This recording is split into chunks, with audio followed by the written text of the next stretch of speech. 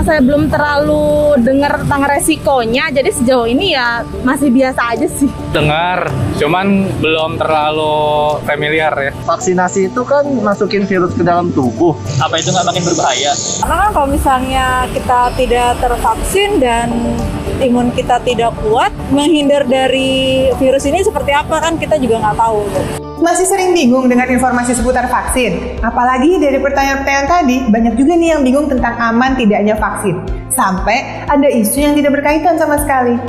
Wajar, karena masih banyak warga yang sering kali menerima informasi tentang vaksin yang sumbernya tidak bisa dipertanggungjawabkan. Akhirnya, infodemik ini menyebabkan keraguan. Padahal, banyak sekali manfaat vaksin yang sudah kita ulas pada video-video sebelumnya. Jadi, penting ya untuk meluangkan sedikit waktu untuk mencari informasi yang valid di masa seperti sekarang ini. Budaya untuk mengecek sumber berita dan kebenarannya menjadi kunci. Sejak lebih dari 9 bulan pandemi ini berlangsung, sudah ada ribuan hoax tentang COVID-19. Beberapa di antaranya terkait dengan vaksin. Yang pertama, katanya vaksin mengandung bibit penyakit, jadi sama saja dengan membuat badan kita jadi sakit. Wah, anggapan ini salah, karena vaksin itu terbuat dari virus atau bakteri yang sudah dilemahkan, yang fungsinya membuat badan kita jadi kenal, lalu jadi kebal melawan penyakit tersebut. Hal ini tidak sama ya dengan membuat tubuh jadi sakit. Nah, berikut ini adalah beberapa jenis kandungan vaksin.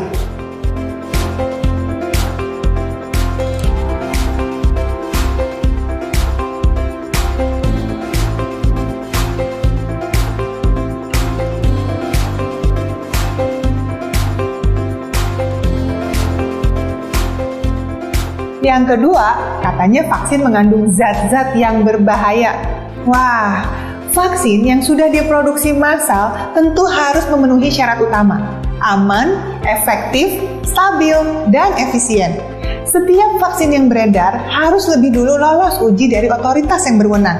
Di Indonesia, ada Badan POM sebagai badan yang berwenang yang akan memastikan bahwa vaksin aman dan tidak mengandung bahan berbahaya.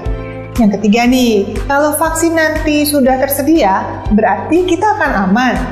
Vaksin memang salah satu cara agar kita bisa segera keluar dari pandemi ini. Kalau sudah tercipta kekebalan komunitas pada mayoritas penduduk dunia. Tapi perlu diingat bahwa vaksin itu bukan satu-satunya solusi untuk mencegah penularan COVID-19.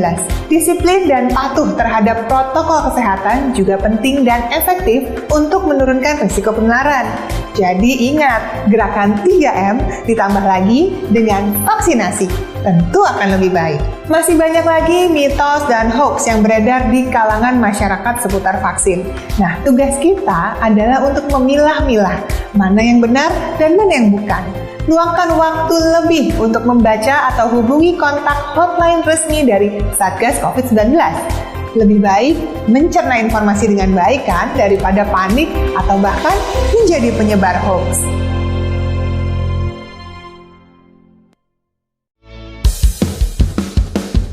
Ingat pesan ibu, pakai maskermu, cuci tangan pakai sabun.